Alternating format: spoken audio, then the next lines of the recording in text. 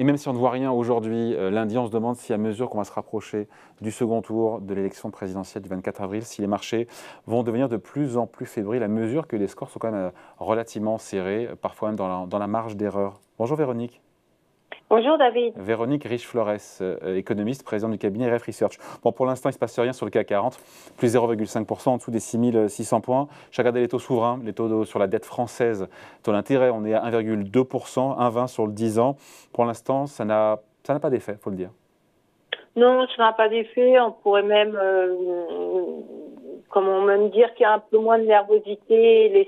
L'écart de taux avec l'Allemagne, c'est plutôt un petit peu rétréci. Donc, les marchés, pour l'instant, effectivement, prennent ces premiers résultats comme, on va dire, plutôt une bonne nouvelle relative.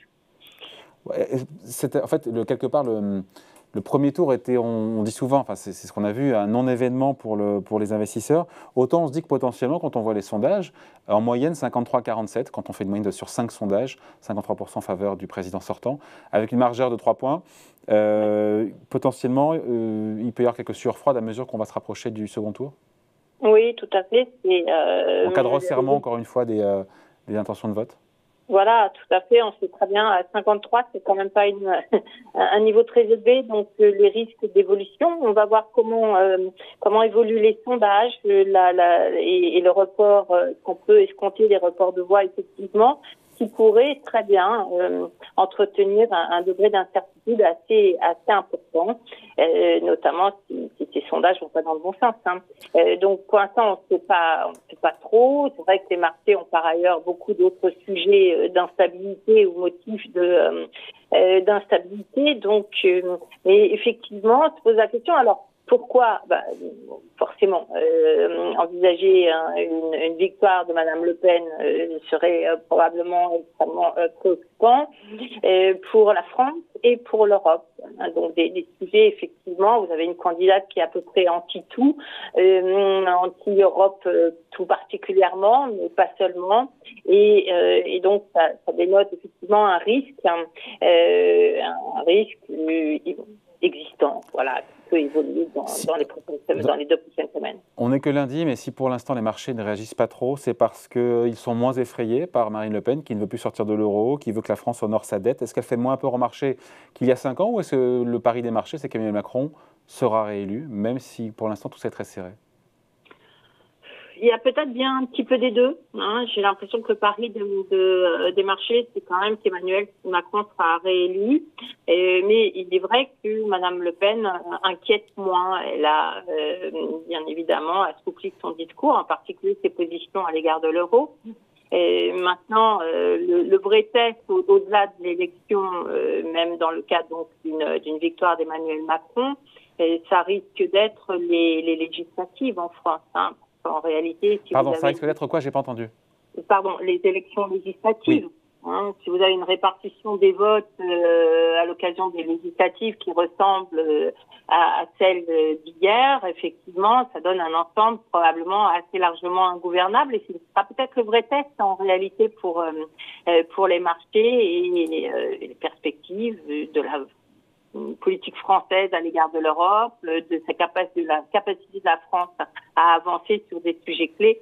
Et voilà, il faut peut-être attendre un petit peu, en fait, au-delà même du second tour ou des perspectives de gain de la présidentielle.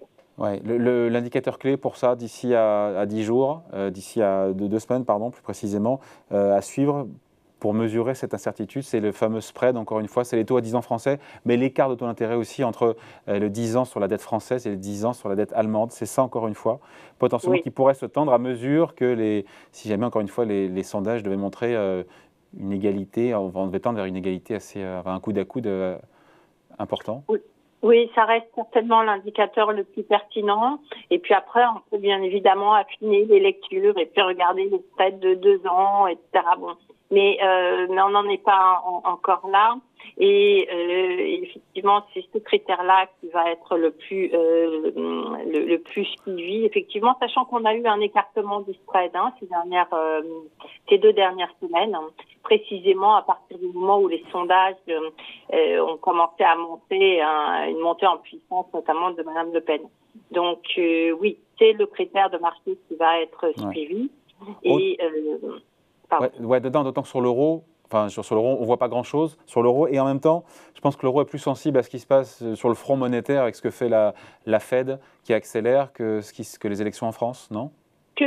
Oui, sans doute. Ce que fait la Fed, ce que pourrait annoncer la BCE également cette semaine, puisque nous avons une réunion du Conseil de politique monétaire, et là aussi, on voit qu'il y a quand même pas mal de membres du Conseil des gouverneurs qui sont un peu impatients et qui voudraient peut-être communiquer sur la possibilité de relever les taux directeurs un peu plus tôt que prévu.